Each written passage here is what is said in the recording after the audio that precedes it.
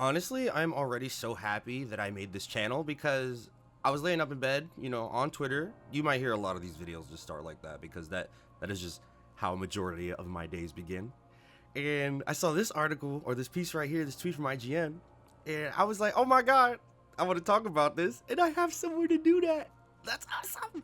Anyway, that makes me so happy because I had to talk about this because it's kind of piggybacks off the conversation we had yesterday about the PlayStation 5 Pro being $700.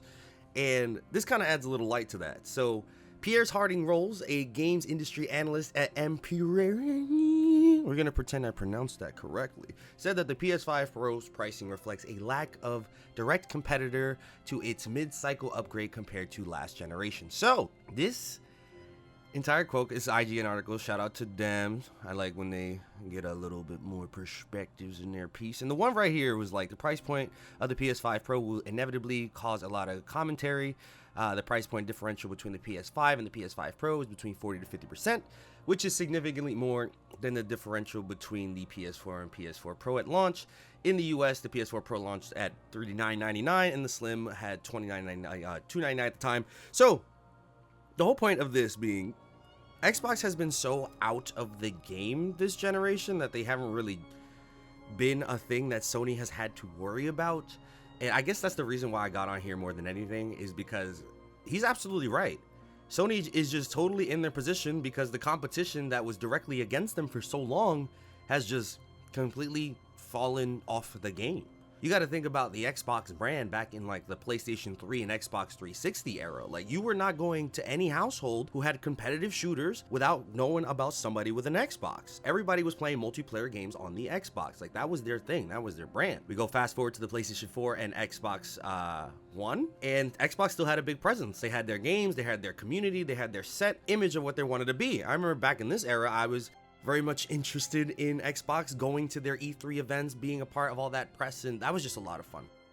A great thing, and I always wanted Xbox to be a thing that I would want. That's always been my big thing with Xbox, is like, I have always wanted to want an Xbox. I have been a Sony and Nintendo owner for my entire life, from even when I was just a wee lad. But there's nothing about the Xbox brand that has really pulled me in like that. Like, no games, it's always been about the games for that. And I guess that's kind of just been the change that we have been in this next console generation, where these big games have been able to not really turn a profit for these companies. And we are seeing a lot of loss, a lot of layoffs, a lot of people losing their jobs because of these kind of changes. So to see that now we're probably going to be prioritizing the type of games we make versus the type of, the focus on graphics is fading. That's the big thing that is happening with the change here, is the focus on graphics is changing, and that was a big part of the Xbox brand with all their power and the Xbox One and the Xbox Series, all that. They had all these beefy systems, but they had no games to play on them. Or if they did, they were not performing really hot. On the other hand, you had, Sony cooking with their single player games, their big cinematic stuff over there. And then you had Nintendo